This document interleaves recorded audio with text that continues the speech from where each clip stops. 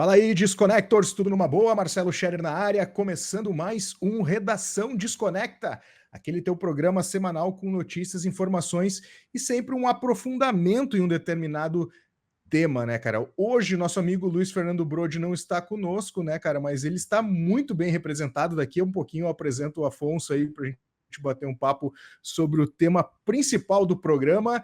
Lembrando vocês aí, cara, não esqueçam de acessar a desconecta.com.br, site de notícias, informações do underground, do mainstream, do rock. A gente fala de tudo por lá, né, cara? Sem rodeios, né?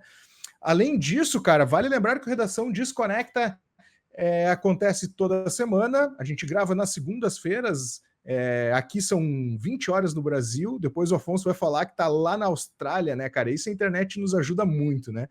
E o programa sai de manhã, às 8 horas da manhã, na terça-feira, e às 8 da noite de manhã, na terça-feira, às 8 da manhã no Spotify e às 8 da noite no YouTube. Agora sim, cara, vou apresentar aí. Há quem ache que a gente é primo irmão, né, Afonso? Mas é uma casualidade aí, né, meu velho? O Afonso é um dos colaboradores do site desconecta.com.br. Ele está na Austrália, cobre para nós aí os eventos, faz resenhas de discos, né, cara? Coisas tudo relacionadas à música. E a gente já se conhece há uma longa data aí, né, meu querido? Seja bem-vindo, Afonso.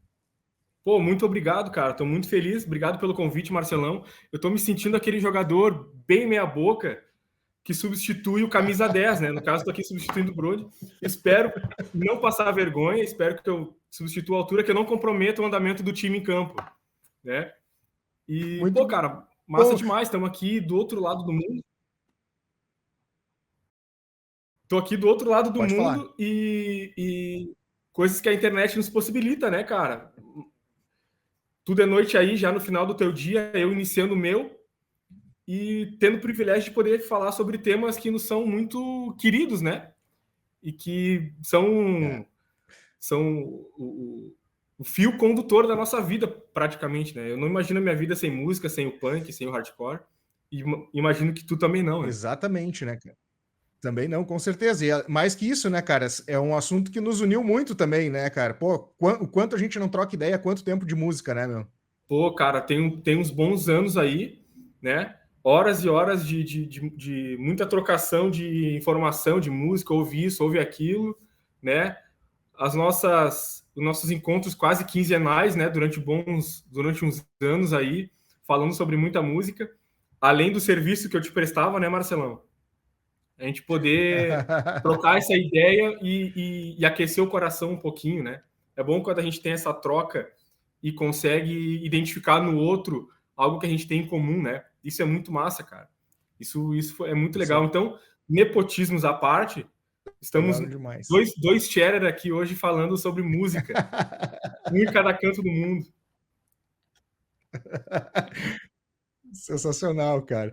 E hoje o tema, cara, eu acho que o Afonso aí já deu uma pincelada, né? Nós vamos falar aí de hardcore, né? Mas uma tendência que explodiu o mundo afora, principalmente nos anos 90, né? Que é o hardcore melódico, o melodic hardcore, né? Que a galera conhece lá na gringa por esse nome. Aqui no Brasil, o Afonso, cara, olha como o mundo é louco, né? O Afonso, a gente se conheceu em Porto Alegre, obviamente. Eu sou de Esteio, uma cidade do lado, e o Afonso também é uma cidade do lado aqui de Porto Alegre, que é de Canoas, né? E aí eu vou te perguntar uma coisa que muito possivelmente aconteceu contigo, né? Em Esteio, cara, a gente conhecia o hardcore melódico como hardcore californiano, isso lá nos anos 90, e ele se espalhou graças ao skate. Foi assim em Canoas também?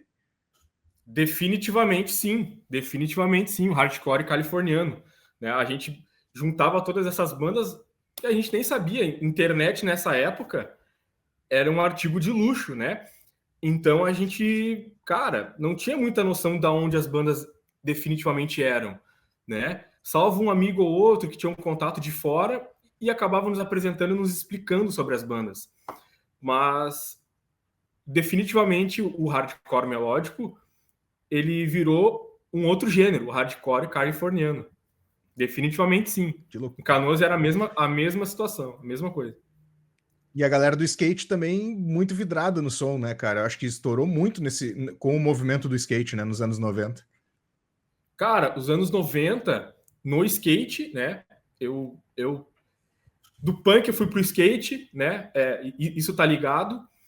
E total. E o videogame, cara, né? E o videogame depois também, ali no início dos anos 2000, já um pouquinho depois, né? Eu sou de 89, então eu tive uma infância nos anos 90 e já a minha adolescência, já a fase adulta, nos anos 2000. E o videogame, o Tony Hawk, foi um marco pra galera que curte som até hoje. Eu conheci Balls in Souls, eu conheci Rancid, eu conheci Operation Ivy. Todas essas bandas eu conheci pelo Tony Hawk, pelo jogo. Que demais. Cara, vamos dar um passinho atrás, lá para os anos 80, né? Porque assim, né, as coisas, a gente sabe que na música elas não acontecem do nada, né? Elas sempre têm a sua base estrutural no movimento anterior ou na geração anterior, né, cara? E nos anos 80, que foi, digamos assim, a entrada do hardcore, né? Do hardcore punk, que a galera chama na gringa, aqui no Brasil a gente chama de hardcore, né? Com Black Flag, o Circle Jack, Dead Kennedys, Minutemen, Minor Threat, o próprio Mission of Burma. Obviamente também não podia deixar de falar do Husker Du. Toda essa cena, cara, catapultou o hardcore punk, mas muito mais que isso, abriu um espaço dentro dos Estados Unidos, principalmente inicialmente, né, para a cena independente, que depois também desembocou na galera do grunge, né, de Seattle também, né, ajudou muito a criar toda uma... Não existia esse circuito de bandas antes desses caras chegarem, né, e eles colaboraram muito para isso, né. Total. E paralelo ao punk, já ali, logo na sequência, veio o post-punk, né? Que influenciou também, junto com o punk, obviamente, uma coisa não tem como se desprender da outra. Paralelo àquela onda do grunge, veio as bandas do rock alternativo, do indie, ou enfim, como queira dominar, e tem várias dominações, são todas oriundas do punk, né, cara? São bandas ali influenciadas por Husker Du. A gente tem Dinosaur Jr., a gente tem Superchunk, a gente tem a galera do Showgaze. Foi o punk, e depois, futuramente, o post-punk, mas a gente vai focar no punk porque é o nosso tema principal. Influenciou demais essas gerações ali dos anos 80 já e 90.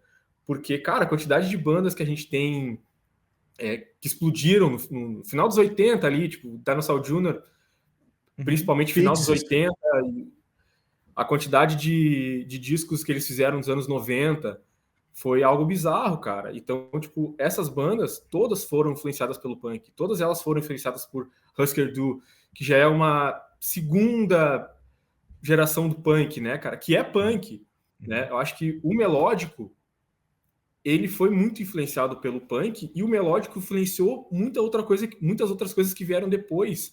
A gente não pode falar lá na frente depois do emo, que eu acho que é um tema que a gente pode abordar aqui futuramente. Todas essas bandas vieram do punk, né? E o punk ele foi se renovando e foi se espalhando, digamos assim, porque o rock alternativo ele é influenciado pelo punk. Se a gente for hoje ouvir um The Hives, cara, aquilo é punk. Aquilo é punk. Total. Né? Então, é muito massa, porque nos anos 90, além do punk, além do hardcore melódico, o rock alternativo, ele se espalhou de uma forma animal, assim, e todas essas bandas que a gente conhece hoje, seja que nem eu falei do The Hives, seja do Weezer, seja do Sunny Day Real Estate, essas bandas todas dos anos 90, seja do Dinosaur Jr., essas bandas vieram do punk. Essas bandas têm como cerne o punk. E isso é brutal, isso é muito massa. É muito louco como se desenvolveu, né, cara, do punk lá dos anos 70, né?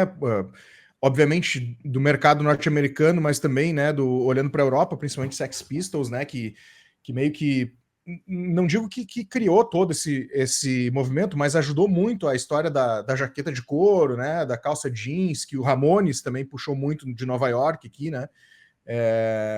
Que também tinha uma cena muito, muito diferente, né, assim, em Nova York, né, porque a gente tinha bandas que eles consideravam punk, mas que tinham uma sonoridade muito diferente, né? Talking Heads, Ramones, Pat Smith, Gang of Four. Blonde, Gang of Four, né, são coisas que os caras botaram tudo na mesma no mesmo caldeirão, mas tinha um som muito diferente. Eu acho que aconteceu um pouco com o grunge também, né? De pegar o Nirvana, tem um som diferente do Soundgarden, tem um som diferente do Mudhoney, tem um som diferente do Dinosaur Jr., que não é grunge, mas é um pré, né? Então já aquece aquela galera daquela região toda ali, né? Total, cara, total. A gente tem o Lemonheads, a gente tem o próprio Sonic Youth, que meio que se confundiu naquela galera, porque foi uma banda que é super antiga, cara. Sonic Youth é uma banda antigaçaça, assim. Super. E tocou com essa galera toda dos anos 90 e fez muito sucesso nos anos 90. Os discos que eles têm nos anos 90 são maravilhosos, entendeu? E tocavam com essa galera. E voltando mais um pouco, que a gente estava falando, Talking Heads, o Television, o Gang of Four, essas bandas Television. todas, o Blondie, cara, eles tocavam todos no mesmo lugar. Eles pegava a noite no CBGB, era todas essas bandas e era punk, velho. Era punk. O Divo é punk, sabe? O punk ele virou uma coisa muito além do que aquela jaqueta de couro e da calça jeans rasgada dos Ramones ou dos Sex Pistols lá atrás, sabe? E isso durante muito tempo, principalmente até os anos 90, o punk ele conseguiu também, esteticamente falando, ele conseguiu mutar, né? Ele conseguiu ditar tendências também na moda. Hoje a gente vai em loja de fast fashion, a gente compra uma camiseta do Ramones tranquilamente. A gente vê uma tiazinha no Zafari, por exemplo, ela tá com uma camiseta do Ramones, cara. Sabe? E ela nem sabe do que ela tá falando. E o punk e o... É verdade, cara. Isso O punk ele virou ele um nicho de influenciou, né, mercado. toda uma sociedade. Ele influenciou toda uma sociedade, né, cara? Assim, ele entrou e permeou toda a sociedade, né? Assim, óbvio que no início era muito mais nichado, né? Tinha o seu público específico, mas aquilo ali depois ele foi entrando, né? Como a gente costuma dizer, né? Capilarizando dentro da sociedade e a galera começou a usar, assim, né? Roupas, né? O próprio estilo, essas jaquetas com tarraxa, né? As pulseiras com tarraxas, coisas do gênero, né? Totalmente, cara. O mercado ele tem essa tendência de cooptar qualquer cultura ou contracultura, né? Hoje em dia, o próprio capitalismo, da forma que a gente conhece, ele permite que bandas que critiquem ele mesmo, né, virem um produto super rentável.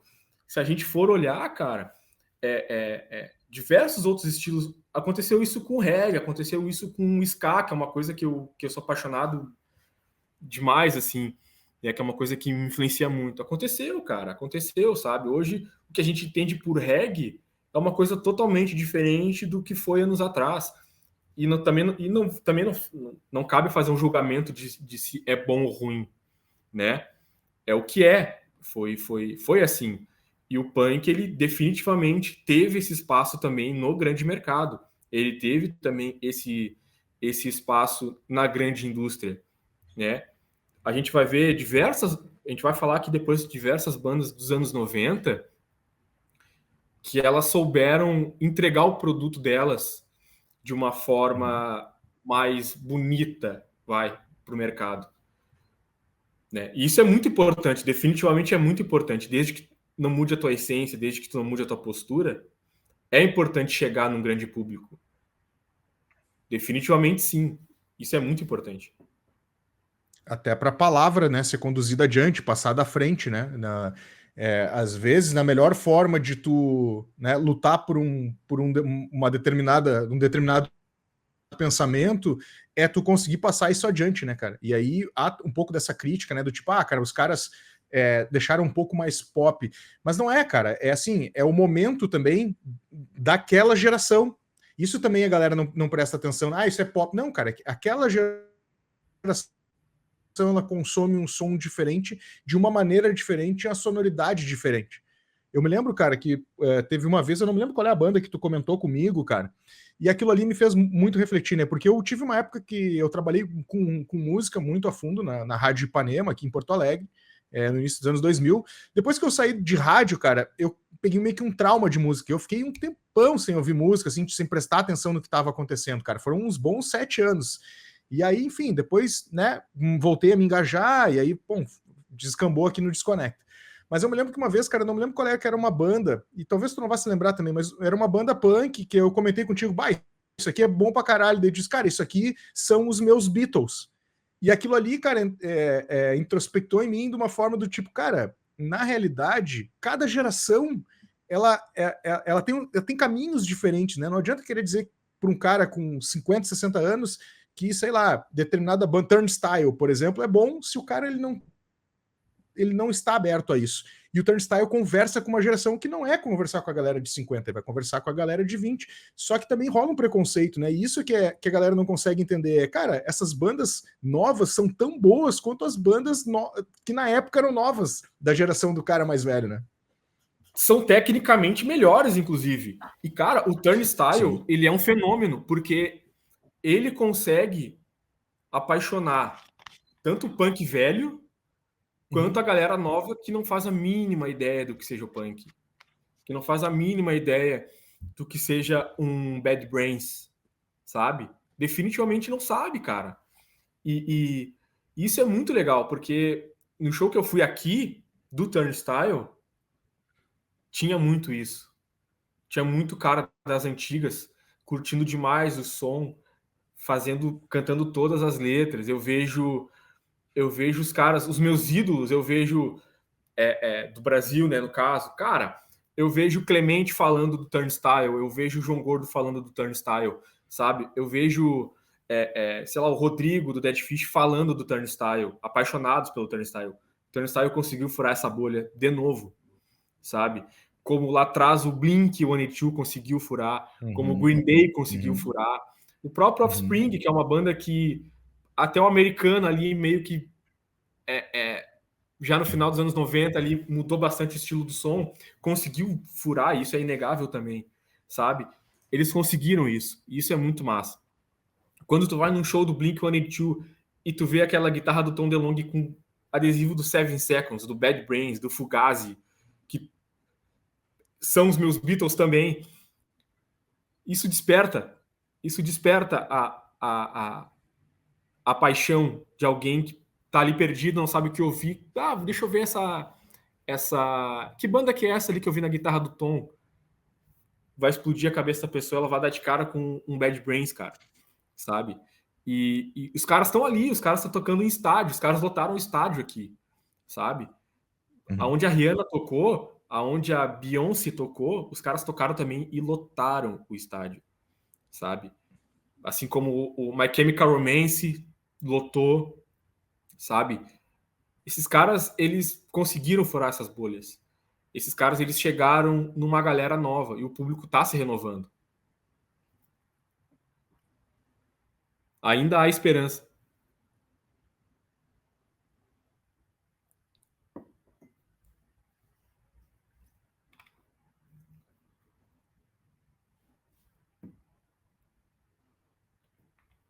Eu costumo dizer que são bandas de entrada, né? As bandas, ela... Tá me ouvindo bem? Deu um delay, a tua imagem travou, mas eu tô... Agora voltou. Tá bom. Se tu puder repetir o que então, tu deu uma... Claro.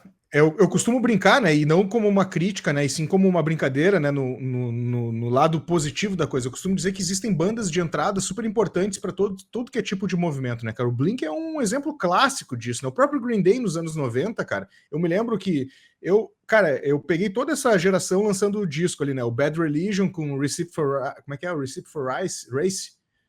Reciprocate. Que é de 92 ou 93. 93. Acho que é 3. É 3. O Offspring com Smash, o Green Day com Duke, né? Eu peguei todos esses lançamentos porque, assim, era uma época que a MTV tinha entrado com força no mercado, assim. Então, região metropolitana de Porto Alegre, em Stay como eu morava, a galera curtia muito esse tipo de som, né? Conhecia o visual, né? Coisa que a gente não tinha acesso à geração anterior. Tu via foto, né? Rock Brigade e tal, mas, cara, foto não é a mesma coisa que tu vê o cara em movimento, né? A roupa que o cara usava, tu não conseguia ver os detalhes numa foto, né, cara? As fotos granuladas pra caralho, outra qualidade também. E aí tu chegava e via na televisão os moleques com aquelas roupas, assim, e a galera pirou muito, né? Mas o que eu ia te dizer, cara, é que eu tinha um certo preconceito com essa galera que era consideradas bandas de entradas, assim, né? Muito porque eu era, cara, metaleiro cabeça fechada, adolescente, e eu acho que também faz parte da idade, né, cara? Tu entra numa fase que, cara, tu vai ouvir aquilo ali, te identificar com aquela tribo, e a partir daquilo ali, anos depois, é que tu vai abrir um pouco mais e vai dissolvendo. Então, assim, essas bandas foram muito importantes, cara, para uma geração mais nova conhecer o punk, né, cara? Mesmo que o Green Day esteja aí dentro de um universo que a gente pode chamar de pop punk, cara, é graças a eles que a galera olhou para trás, né, cara? Que conheceram o Bad Religion, que é de 79, por exemplo, né? Exatamente. E isso que é legal. Teve bandas que elas conseguiram, com o passar das décadas, mudar o seu público. Elas conseguiram se reinventar, digamos assim. Apesar do punk ser uma coisa até meio quadrada, tirando algumas exceções, que nem tipo, a gente vê Bad Brains misturando com reggae, a gente vê pouco, na verdade não tão pouco, né, mas já quase na década de 90, o Fugazi fazendo isso, misturando uma coisa muito experimental com jazz e com reggae, né? O punk ele é uma coisa quadrada, ele não tem muito para onde escapar, sabe? Só que, cara, a partir dos anos 2000 isso mudou totalmente. A partir dos anos 2000, o punk ele se tornou a postura, independente do som. Isso. Sabe? A atitude é punk. A forma com que os caras tratam a própria divisão da grana que eles fazem é punk. Esses dias eu vi uma entrevista com o Turnstile e, cara, os caras não têm uma mega estrutura de hold, de um staff gigantesco. Os caras não têm, sabe?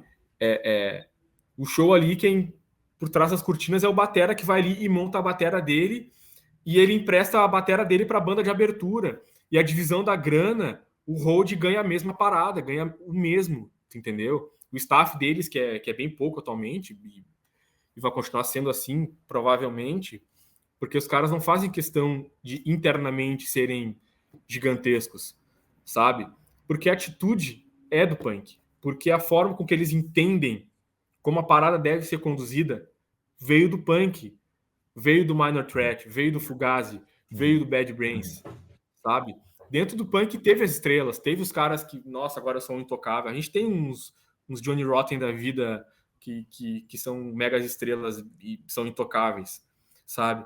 Mas a gente também tem um Joey Ramone que morreu uma pessoa mega simples, sabe? Que esses dias eu vi o André Barcinski falando que quando ele veio para o Brasil, o André Barcinski ligou para ele querendo que ele desse uma entrevista na rádio e tal. Ele, tá, eu vou sim. E o André Barcinski, cara, ele não vai nada.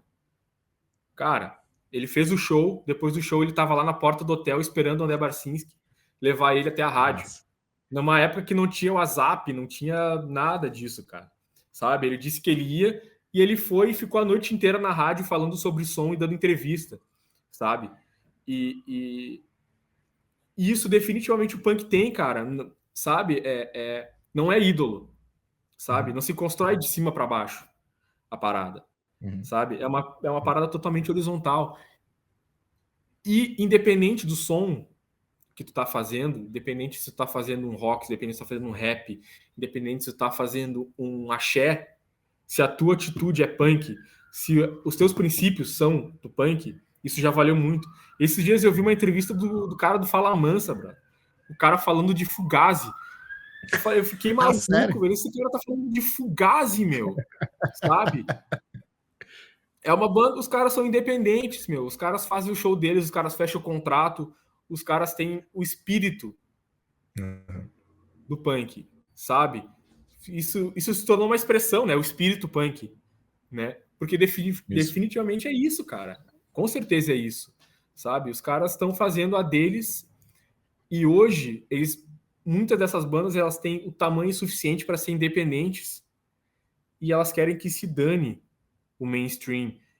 E uma super gravadora como era antigamente, que vinha com um contrato ridículo para tu assinar, senão tu tava literalmente fora, senão tu era esquecido, tu não tocava na rádio.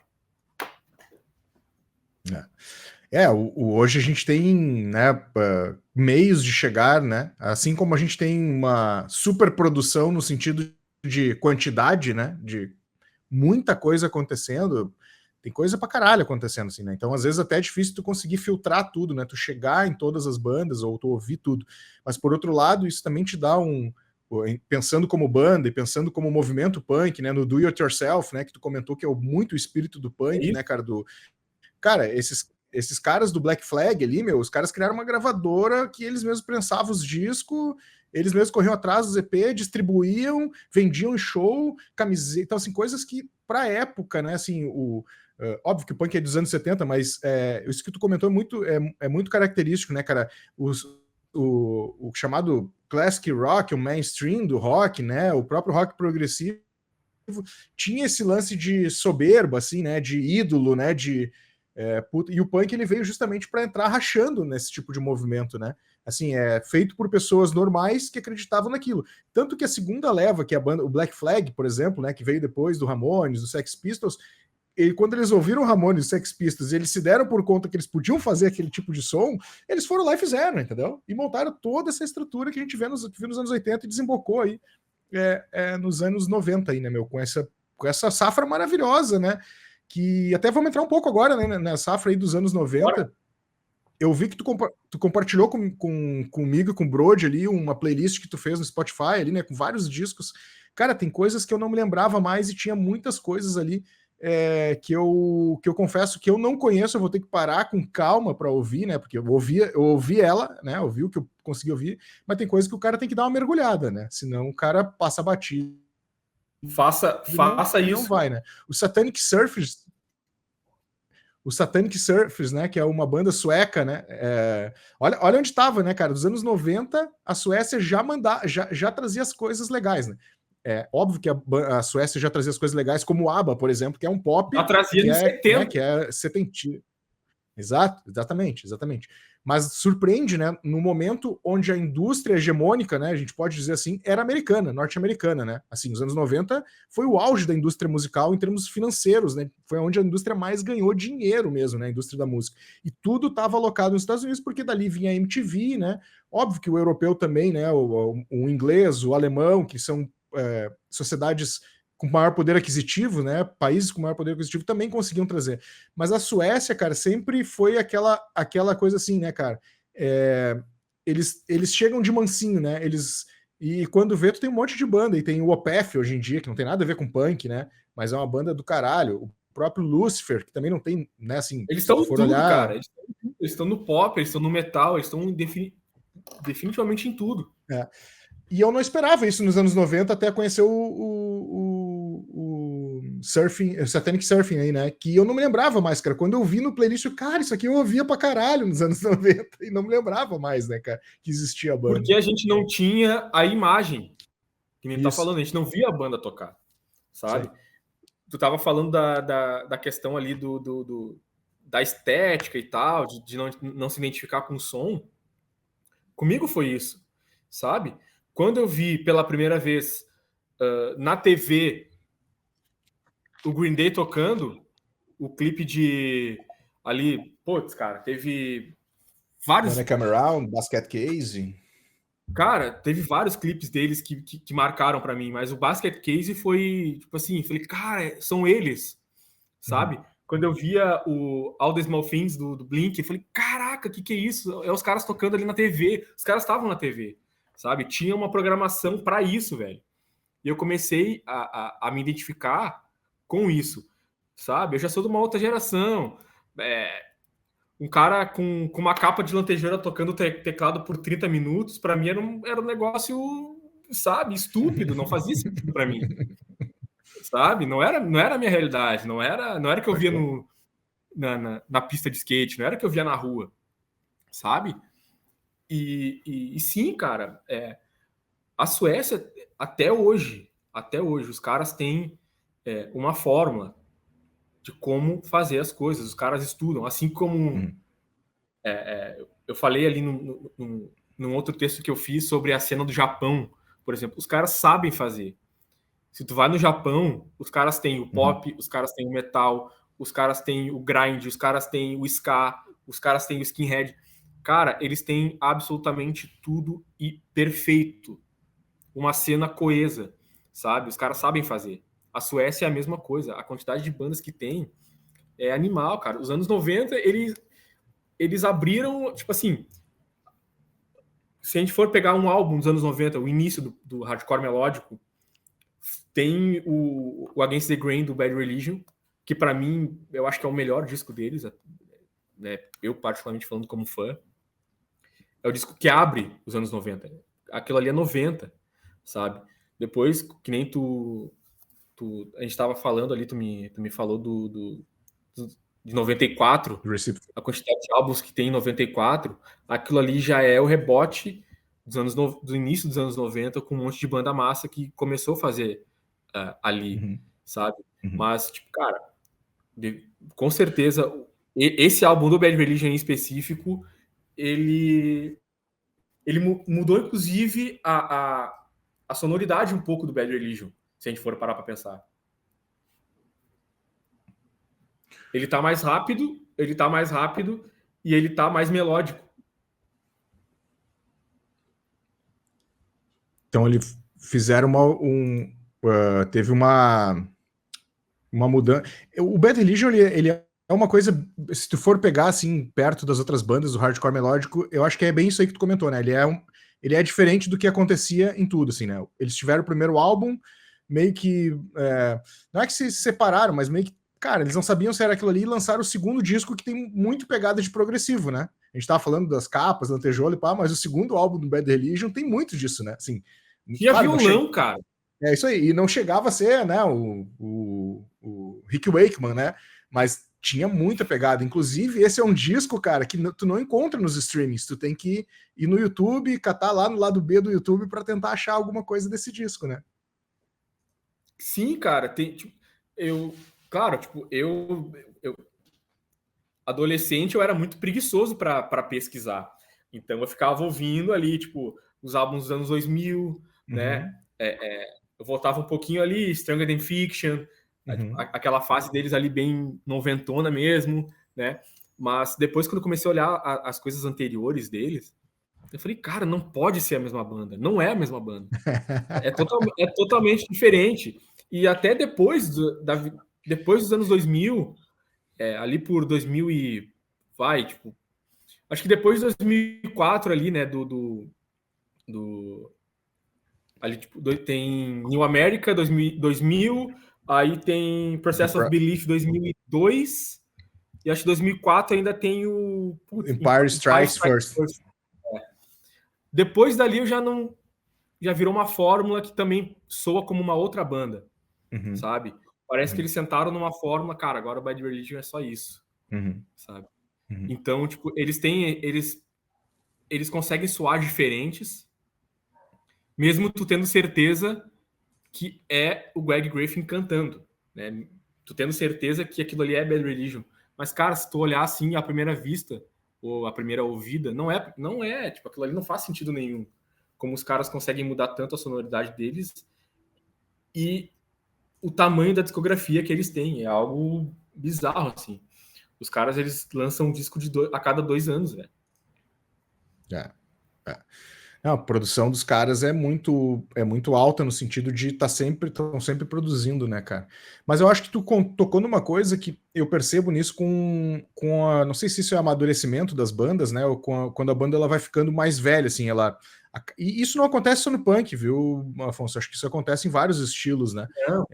Pode pegar o AC/DC, por exemplo. Cara, depois que eles encontraram aquele do Back in Black em diante, claro, eu sei que tem uma sonoridade diferente, né? Mas eu quero dizer assim, eles mantêm uma fórmula, assim, né? Depois que eles acertam a mão e acabam, eu não sei se preguiça, né? Ou até pode ser um pouco de preguiça, mas eu acho que também tem a ver com o que os fãs esperam, né? A grande maioria dos fãs esperam, né?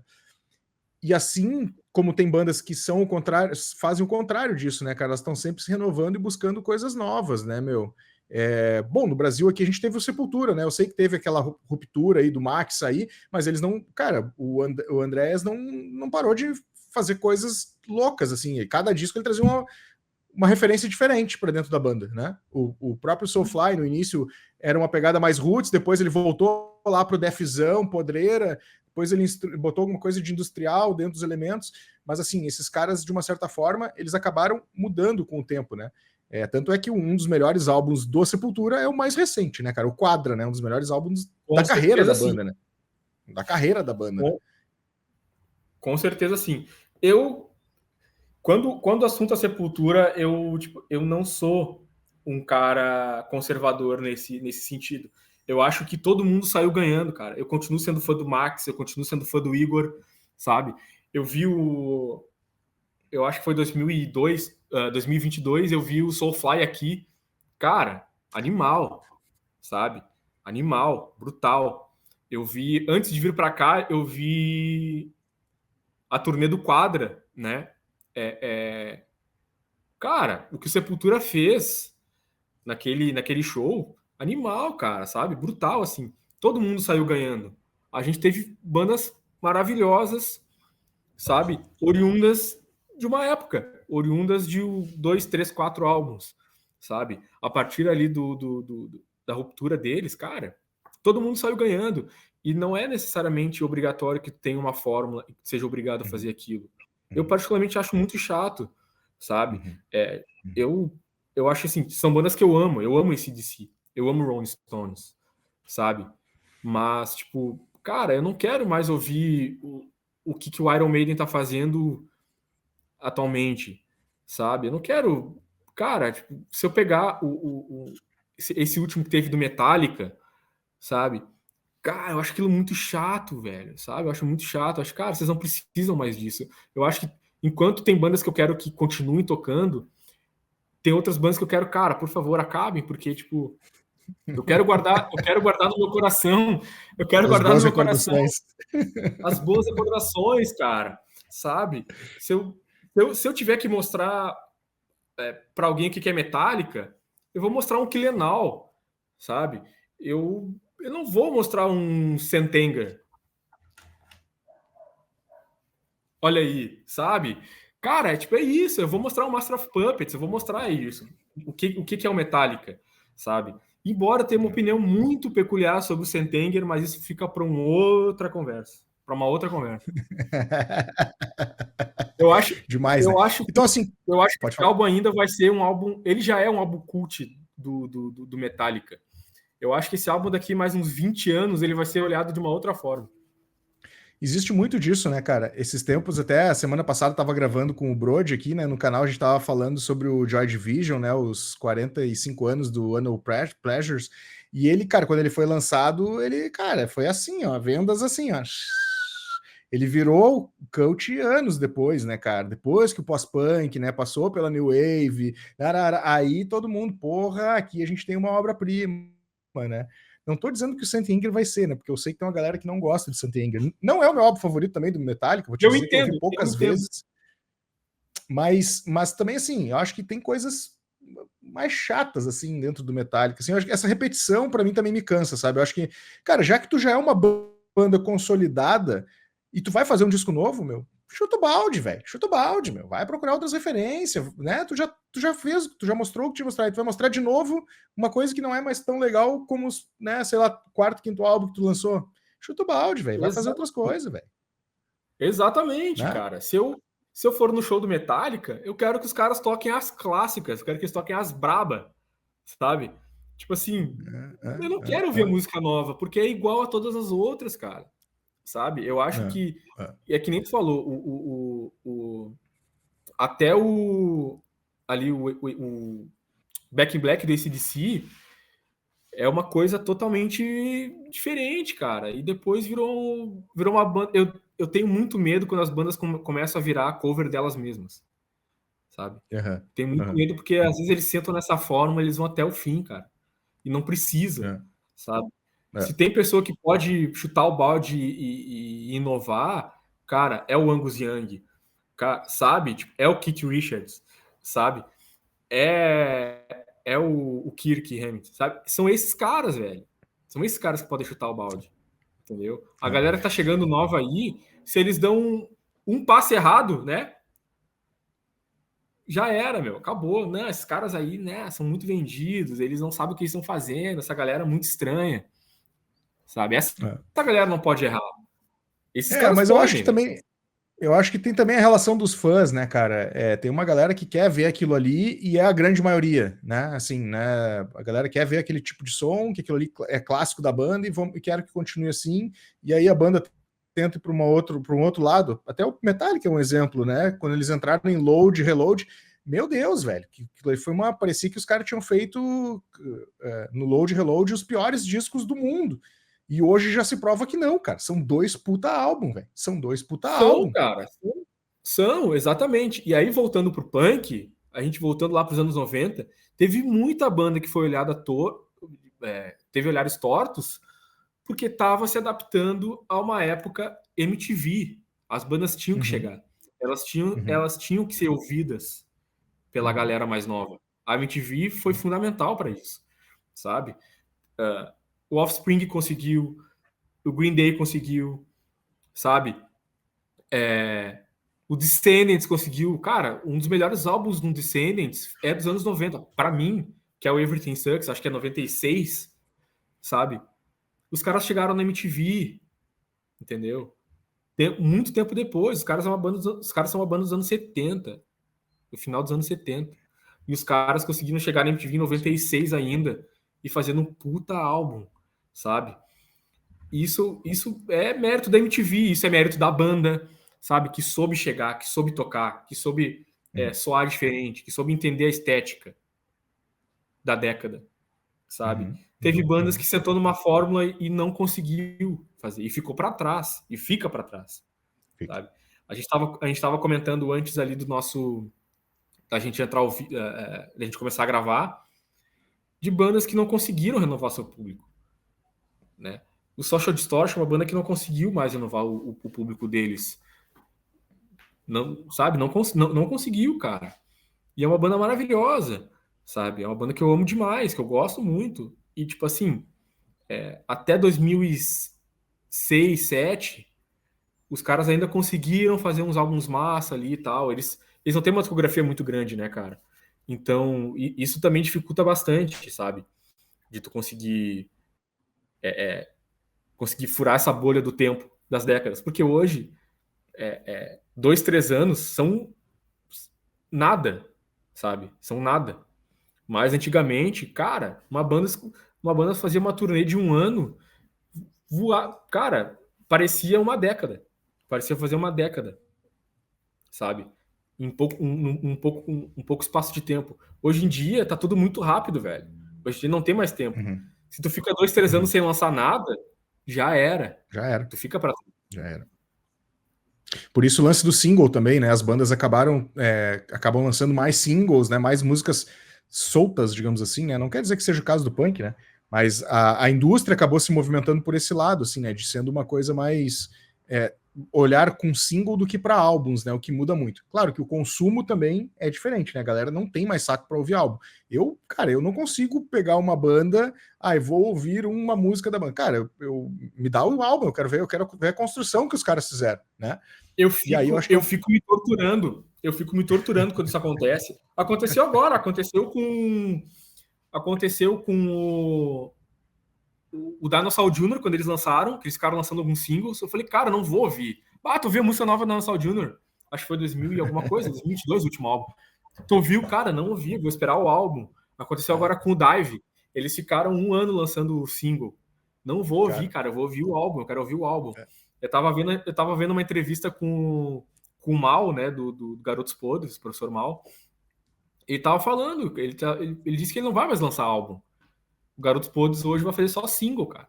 Porque a galera não vai ouvir o álbum inteiro, sabe? E se tu quer te adaptar, se tu quer bombar no YouTube, por exemplo, tu tem que divulgar um single e trabalhar em cima dele.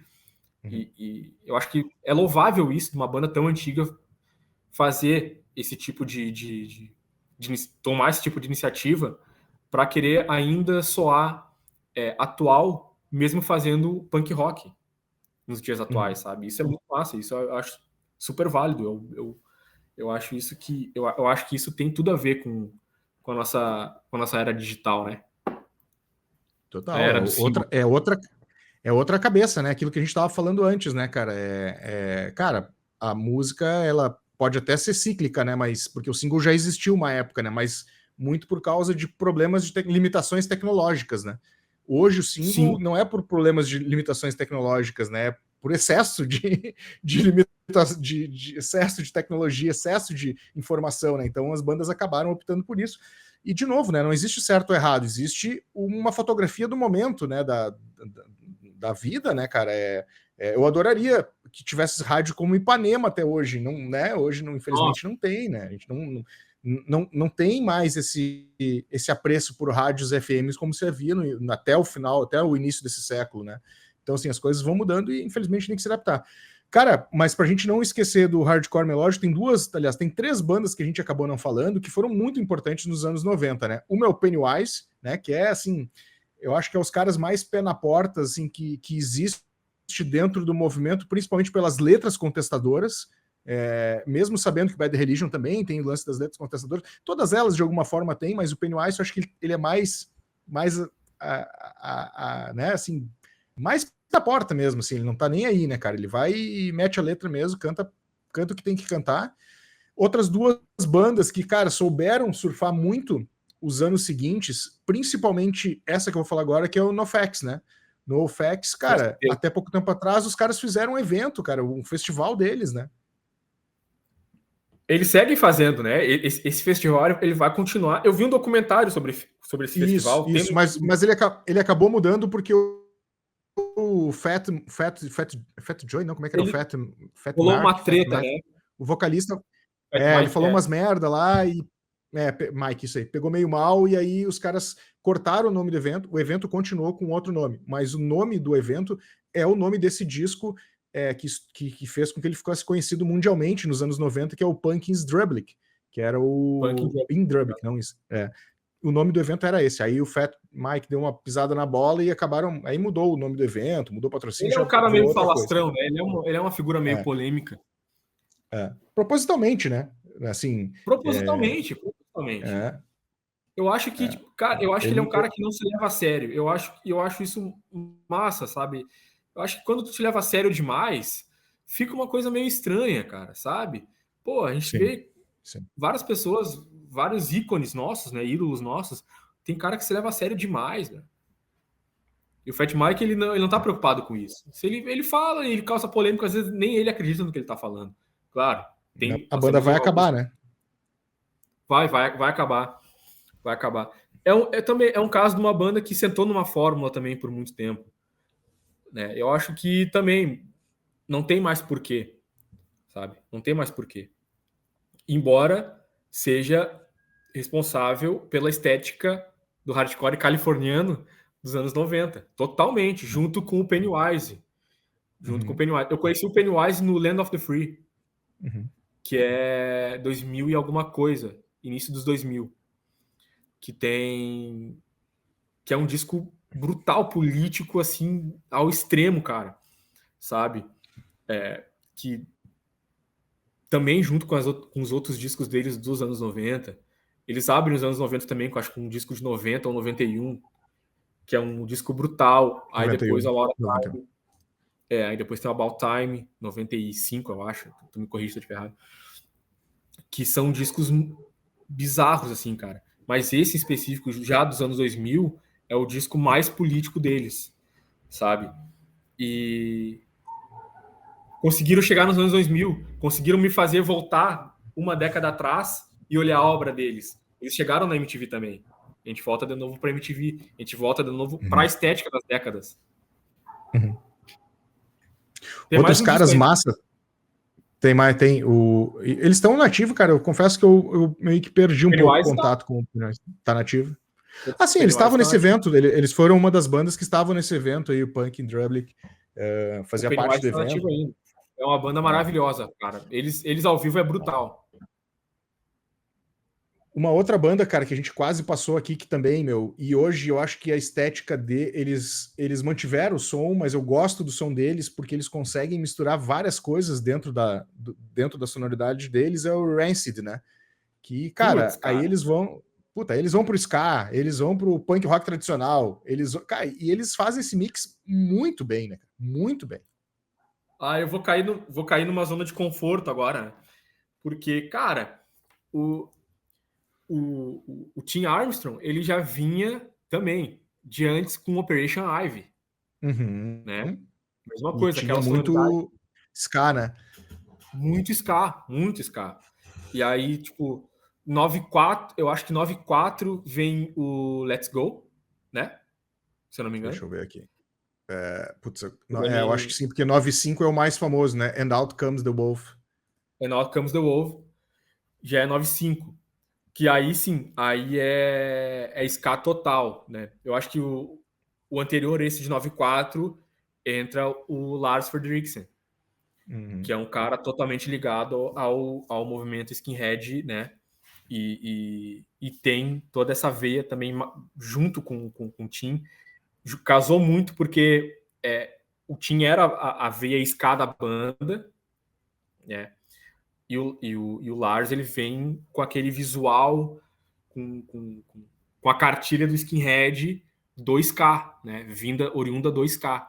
E aí casou perfeito. Eles conseguem transitar muito confortáveis, né? Nessa estética, nessa sonoridade. E eles ainda conseguem influenciar muita gente, cara. Hoje, cara, tu vai ouvir o Interrupters, que é uma banda maravilhosa. Maravilhosa. Cara, eles têm, acho que, 4 álbuns. Cara, é viciante, velho. É viciante. É punk, é ska, Uhum. é skinhead, sabe? Uhum. Na raiz, Uhum. sabe? Uhum. Influenciada por Rancid, influenciada por Operation Ivy, sabe? Influenciada por Specials, que é uma banda que transitou pelo punk, que transitou pelo ska, que é uma banda ska, mas é uma banda punk, Uhum. sabe? Uhum. Uhum. O Specials, ele é britânico, né? Se não me engano. Sim, Porque sim, sim, sim. teve uma fase, tanto é que o The Clash, né, também tem muito do ska, né, tem muito da música jamaicana, né, foi a galera da Jamaica indo para lá e acabou tomando conta do subúrbio, né, assim, né, uma classe mais baixa, sem muita grana, e aquilo ali influenciou muito os britânicos dessa região ali, né, tanto é que o punk, obviamente, também vem da classe operária, esse negócio se juntou e, né, explodiu e transformou no que a gente veio ver depois ali, né? O Sex Pistols, não, né? Mas o The Clash, sim, né, cara? O The Clash Cara, acabou sim. sendo muito influenciado por essa. Socialmente falando, né, assim, da imigração, da classe baixa, do operário que vinha da Jamaica e trazia esses sons ali para a Inglaterra nos anos 70, por ali, né? O próprio ska, ele teve muitas bandas dos anos 90, nos anos 90. Sim. Ele teve, né? Ele flertou muito com bandas dos anos 90, Muito. aquela coisa do sopro, aquelas big bands com 10 caras trocando tudo que é tipo de instrumento de sopro, muito dos anos Uhum. 90. O Vans Rapid Uhum. Tour, ele Uhum. tocava tudo que era tipo de banda, cara. Ele tocava desde do Pennywise até um Blink, até um My Chemical Romance, até um Rufio, sabe? Uhum. Essas bandas todas, elas conseguiam é, ter o mesmo público com sonoridades diferentes dentro do punk. Né? O ska Uhum. teve muita influência também ainda nos anos 90. Teve Até, muita até banda. bandas que até bandas que nem eram tão punks assim como o próprio Sublime, né, acabavam incorporando o ska dentro da sonoridade, assim. Não era punk assim na raiz da palavra, né? Porque também tinha muito do jeito punk, né? Não só na sonoridade, mas da forma como eles construíram a carreira deles, assim, né? É. Eu acho que é isso, cara. Eu acho que a gente fazendo uma síntese, né, de tudo aquilo que a gente falou, eu acho que o punk nos anos 90, ele conseguiu, através da estética, de tendência de comportamento, do que estava rolando na época, junto com a MTV, ele produziu bandas influenciadas pelo punk dos anos 70, dos anos 80 ainda. Ele conseguiu produzir bandas que dialogassem com a juventude, que dialogassem com tudo que estava rolando na década, né? Então a gente, cara, são marcos, né, cara? O Bad Religion conseguiu se adaptar, o Green Day conseguiu soar diferente e novo, né? O próprio Pennywise, são álbuns assim que te abre. Cara, qualquer pesquisa que tu fizer, álbum dos anos 90, hardcore melódico dos anos 90, vai estar Stronger Than Fiction, vai estar About a Time, vai estar o Rancid, né? Vai estar o NoFX, vai estar o Punk in Drugs, vai estar o Smash, do Offspring. vai estar o Smash. Cara, isso tudo é a Epitaph, velho. Se a gente pegar os álbuns dos anos 90, do hardcore, do punk, é a Epitaph. Eles conseguiram pegar todas essas bandas, largar, olha aí, MTV, olha o que eu tenho aqui para vocês. Sabe? E os caras conseguiram. Eles conseguiram produzir desde... Eu acho que o Smash do Offspring é da Epitaph ainda. Foi o disco mais vendido na época. Foi o disco que mais vendeu na época da Epitaph, foi esse aí, né? Foi isso que financeiramente acabou fazendo com que a Epitaph pudesse investir em diversas bandas depois, assim, né? Porque... Cara, eles pegaram todas essas bandas. Isso aí. Os anos 90 todos, cara. Isso aí. 90% é Epitaph. Eles conseguiram lançar o Descendants nos anos 90 também. O Everything Sucks é da Epitaph também. O Bad Religion, cara, Bad Religion é Epitaph. Falando do Offspring, agora falando um pouquinho mais do Offspring, ele começou a mudar a sonoridade dele. Eu acho que eles acabaram se perdendo um pouco na estética ali já do final dos anos 90, a partir do Americana. Se eu não me engano, eu não sei se o Americana ainda ele é da Epitaph ou se ele já é da... Já é da American. Isso, acho que já. Ali já começou. É um álbum legal. Eu acho que é o álbum que eu mais ouvi do Offspring, inclusive. Sabe? Mas aí, depois que essas bandas começaram a sair da Epitaph, já começou a ficar... eles começaram a assinar com gravadoras gigantes e eles começaram a se perder um pouco, sabe? Com o próprio Bad Religion, né? O próprio Bad Religion. Que teve a saída do... vai para Atlantic, né? E saiu, e inclusive o guitarrista da banda, né? O Brett Gurewitz, que é o proprietário da Epitaph, né? Saiu da banda, né? Ele se sentiu... Exatamente. Ele se sentiu traído. Né? Exatamente. Eu acho que o Recipe for Hate ainda é Epitaph, e eu acho que o Stronger Than Fiction já é da Atlantic.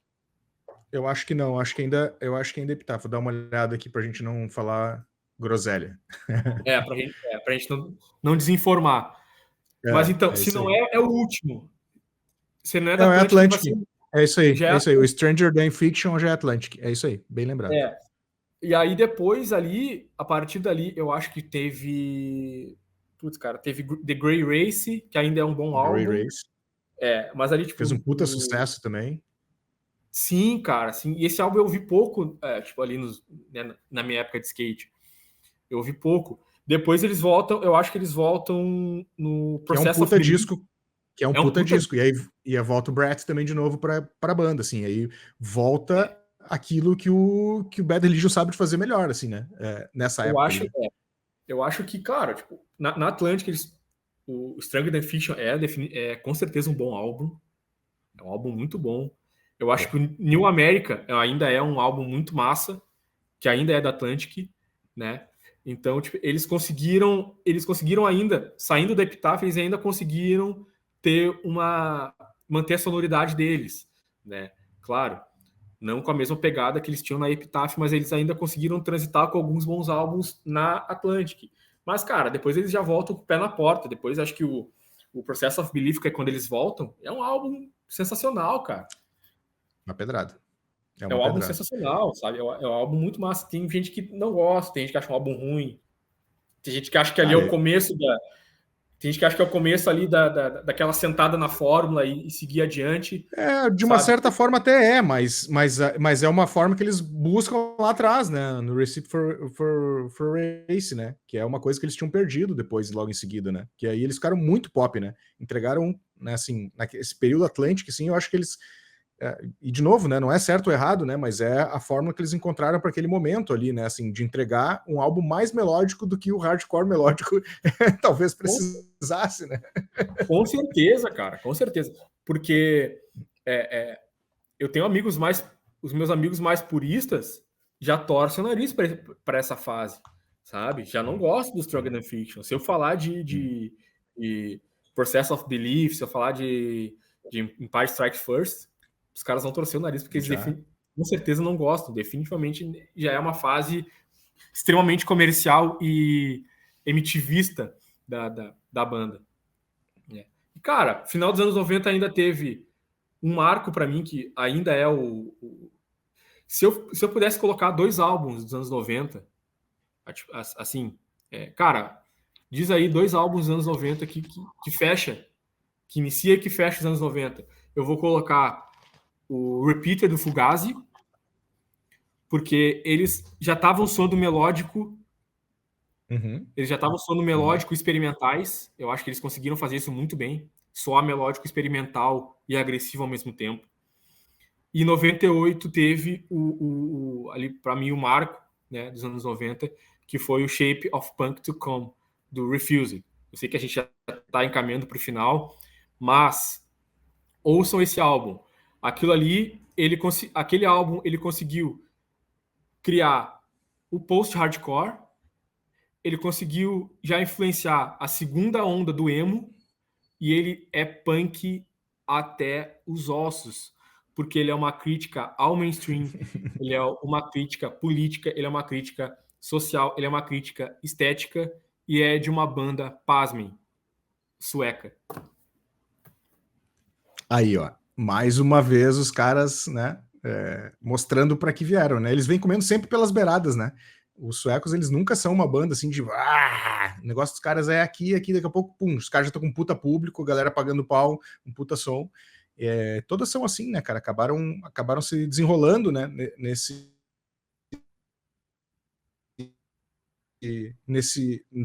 não são caras eles não são americanos, né, que gostam de ficar pagando assim, né, de grandão e tal. O negócio deles é ir devagarinho, ganhando público, ganhando cancha, conhecendo, e aos poucos vão se desenrolando.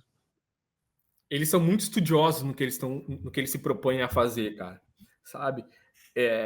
Porque eles sabem que eles não têm uma margem de erro como uma grande gravadora norte-americana que tem dinheiro até os tubos para investir, embora, claro, seja um país abastado financeiramente falando, mas eles sabem que geograficamente e etnicamente eles não têm todo esse estofo de uma banda, de uma grande indústria, seja norte-americana, seja inglesa, sabe? Eles estão, cara, eles são periferia, digamos assim, né, dentro do grande mercado. Só que quando eles lançam, quando eles investem, eles vêm muito pesado, porque eles sabem o que eles estão fazendo, eles sabem que eles não têm margem para erro, sabe? Grande sucesso, sim, grandes bandas, grandes artistas pop, eles têm pelo menos letristas, eles têm pelo menos produtores suecos. Pode olhar. O mainstream, seja do punk até o pop, do metal até o jazz. Cara, tem algum sueco ali estudioso com uma produção musical bizarra ou... Apesar deles serem periferia, né? Acho que tu botou muito bem, né? Eles são um país mega rico, como tu mesmo colocou, assim, mas assim, em termos de exposição midiática, né? Acho que é nesse sentido que tu quer dizer que eles são periferia, assim, né? Eles não são os Estados Unidos, onde tudo sim, grande, claro. Nesse sentido, né? Porque às vezes as pessoas estão ouvindo aqui, né? Tu sabe como é que é a interpretação, a galera interpreta como quer, né? Só quis deixar claro para a galera não entender errado. Cara, a gente não falou ainda das bandas nacionais, mas eu acho que nós vamos ter que fazer uma segunda parte aí pra gente bater um papo sobre Dead Fish, né? E aí puxar os punk também, né? Aí não só os punk melódicos, né? Os hardcore melódicos, mas também a gente vai ter que puxar os Inocentes, vai ter que puxar a galera aqui do Sul, né? Como os Replicantes, vai ter que puxar João Gordo e sua tropa, né? Do Ratos de Porão, vai ter que puxar uma galera, Sangue Sujo, uma galera que a gente vai ter que fazer uma edição nacional, né? Senão dessa vez vai ficar muito longo aí, a galera acaba se dispersando. Vamos fazer uma segunda, então. Vamos embora. A gente ainda tem Garage Fuzz para falar, a gente ainda tem, né? Cara, voltando ao melódico, esses caras são o melódico dos anos 90 no Brasil, sabe? ninguém estava pensando em fazer isso no Brasil. E os caras conseguiram soar, pegar uma mistura de Superchunk com Peg Boy, com, sei lá, com... Putz, me fugiu o nome da banda. Eles conseguiram misturar tudo isso, cara, sabe? Eles conseguiram misturar o melódico dos anos 90, eles conseguiram misturar o melódico dos anos 80, né? Tipo Husker Du, essas bandas Sim, o todas. alternativo, né? Eles conseguiram misturar, exatamente. Eles conseguiram misturar um Dinosaur Jr. com Cara, com foi Husker sensacional. Du, cara, com o Peg Boy, né? Que é uma banda totalmente influenciada por eles, sabe? E conseguiram fazer uma parada brasileira. Eles conseguiram fazer algo. Falam, né? Que o Santos é a Califórnia do Brasil, né? Então, Eu não então duvido, cara. eles conseguiram fazer isso muito bem, cara. É uma banda que até hoje soa atual, porque eles têm aquela sonoridade do indie, eles têm a sonoridade do rock alternativo, e eles têm a letra do punk, eles têm a letra melódica, e eles conseguem ainda... Cara, o Farofa, ele é ele é o Farofa, com certeza, ele é o nosso Ian MacKaye aqui do Brasil. Aí do Brasil, né? Sensacional, velho, sensacional. Afonso, vamos fazer uma segunda parte, já fica o compromisso aí pro mês que vem a gente se organizar para fazer um Brasil, né, olhar punk Brasil, e aí não só anos 90, mas também trazer os anos 90, porque tem muita coisa pra gente falar. Eu quero te agradecer aí, meu, pô, hoje eu sei que é o teu dia de folga aí, tu podia estar passeando com a namorada, curtindo aí a Austrália, pegando uma onda, andando de skate, andando de bike, mas tá aqui batendo papo comigo aqui, falando de som, meu velho. Muito obrigado aí, meu irmão. Cara, eu que agradeço, porque a gente sente falta de falar sobre música, a gente sente falta, né, dentro da nossa rotina, por incrível que pareça, a gente não convive com pessoas que são tão ligadas à música. A gente é sempre o patinho feio, o peixe fora d'água, na nossa rotina, no nosso cotidiano, né? Seja no visual, seja no que a gente está ouvindo, seja na banda que a gente está vestindo a camiseta. Então, quando a gente se une para falar de música, para falar de bandas que a gente gosta, de estilos que a gente gosta, de gêneros que a gente gosta, com pessoas que a gente gosta, isso é um privilégio. Cara, me chama. Espero que eu tenha ajudado, né? Espero que eu tenha aí. Não tenha passado vergonha diante da câmera. E que seja uma oportunidade para ser chamado outras vezes, porque foi muito legal, gostei muito. Vou tomar menos café e vou tentar falar menos rápido. Porque foi demais, a empolgação foi do muito caralho, grande, cara. Foi do caralho. Gostei muito mesmo. Muito obrigado pelo convite. Sempre que chamar, eu tô à disposição. Vamos fazer outras, com certeza. Daqui a pouco a gente mergulha no Brasil, mais pra gente a gente mergulha nos anos 80, dos anos 70. Que, cara, tu é um dos caras que eu conheço, né? Assim, do meu convívio, mesmo tu estando aí na Austrália, eu te considero, porque a gente tá sempre trocando pelo WhatsApp, tá sempre conversando, trocando Todo ideia. dia, que é um cara.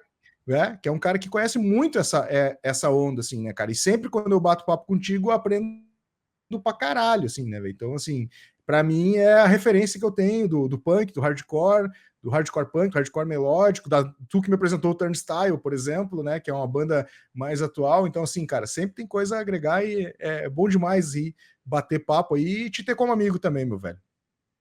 Cara, eu faço das tuas palavras as minhas. Eu acho que o punk mudou minha vida, o hardcore mudou minha vida, assim como depois o Stray Edge mudou minha vida. E eu procuro sempre passar isso para as outras pessoas, cara. Quando eu consigo trocar uma ideia com alguém sobre música, quando chega alguém na minha casa, cara, o que é isso que tá ouvindo? Que negócio legal. Às vezes nem é punk, nem é o que eu, sabe? Às vezes eu não tô ouvindo um punk. Às vezes eu ouço muito ska, né, cara? Eu sou do ska também. E por causa do punk, inclusive. Ah, cara, que legal isso aí. Eu não sabia que tinha outra coisa que não fosse Bob Marley no reggae, sabe? E isso é muito legal, porque a gente acaba influenciando e furando bolhas, assim como meus amigos mais já de outras gerações, assim como tu, assim como o nosso querido Valdir, que com certeza vai ouvir essa conversa, são caras que nos influenciaram, que que nos mostram outras coisas, então a gente está sempre aprendendo. Eu estou sempre curioso, estou sempre lendo, estou sempre... desde que eu conheci esse negócio chamado punk rock, com o Ramones, com o The Clash, com o Bad Brains, cara, eu nunca mais parei, e até hoje, velho, tô no trabalho, eu tô com um fonezinho no ouvido, ouvindo podcast, vendo alguém falar, vendo documentário, eu tô sempre pesquisando, porque é o que nos move, né, cara? É o que a gente gosta de fazer, é o que a gente tem paixão. Então, se eu tô na minha folga, não tem nada melhor do que eu fazer isso aqui contigo, trocar essa ideia, falar sobre música. Depois eu vou com a minha namorada dar uma banda, conhecer outros lugares e tal, mas nada melhor do que iniciar o dia dessa forma, cara. Muito obrigado, valeu pelo convite. Espero que a gente tenha muitas outras oportunidades e com o camisa 10 titular junto com a gente. Luiz Fernando Brode, já fica o convite, então já te prepara para o punk aí do mês que vem. A gente vai fazer um especial Punk Brasil aí com todas as gerações. O Afonso vai aqui trazer todo esse conhecimento para nós. Quero agradecer aí quem ficou conosco até agora.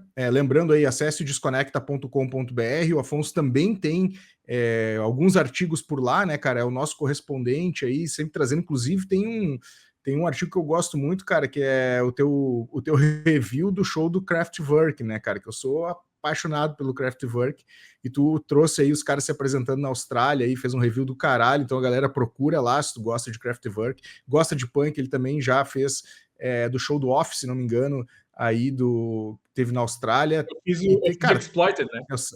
Exploited, é o Seven também, tu não fez? Acho que é o Seven também. O L7 eu não fiz. Não. Eu perdi mas o Exploited, reviews. sim. Eu perdi vários reviews porque nesse meio tempo eu fui pro Brasil, né? Então acabei não conseguindo... Verdade. Então, já vou dar um spoiler. Esse ano tem Jesus and Mary Chain, esse ano vai ter Buzzcocks, esse ano vai ter uma pá de banda massa que tá aqui. Ó o que chegou para mim essa semana, ó. Livrinho do Jesus and Mary Chain, a história. Tô louco para começar a ler, né? Eu tô no Mob ainda, né? Que é outro cara punk pra caralho, que a galera não sabe que o cara é punk, né? Aí nós podemos fazer, outros episódios, já podemos falar sobre pós-punk, já podemos falar sobre post-hardcore, já podemos falar sobre new wave. Tudo abriu-se o portal agora. Abriu-se o portal, a gente furou a bolha, como a gente estava falando de furar a bolha. Então esse ano vai ter bastante show legal, eu espero poder... com certeza eu vou Jesus and Mary Chain e o Buzzcocks. Cara, o Buzzcocks vai ser no dia do meu aniversário. Esse dia eu vou chorar feito criança, porque eu vou ver os velhos, cara. E então, esses caras estão aí até hoje em dia, né? Aquelas bandas que tu comentou, né, cara, que conseguem renovar, né, os públicos, né, mesmo com um som não datado, né, mas com um som estilo aquela época que eles fizeram lá nos anos 70, eles ainda conseguem atrair público novo, né, cara? Isso que é o mais legal, né? Porque é um punk muito bom de ouvir, cara. É um punk muito bom de ouvir. Eles são precursores do indie, do rock alternativo, influenciado pelo mod. Exato, cara. Exatamente. Fechamos então, galera. Obrigado aí. Curtam lá os artigos do Afonso lá no desconecta.com.br. Também não deixe de acessar o site para ver outras notícias, outra informação. Afonso, mês que vem eu te espero aqui para a gente falar do Punk Brasil e a gente se vê aí no próximo vídeo. Valeu, galera!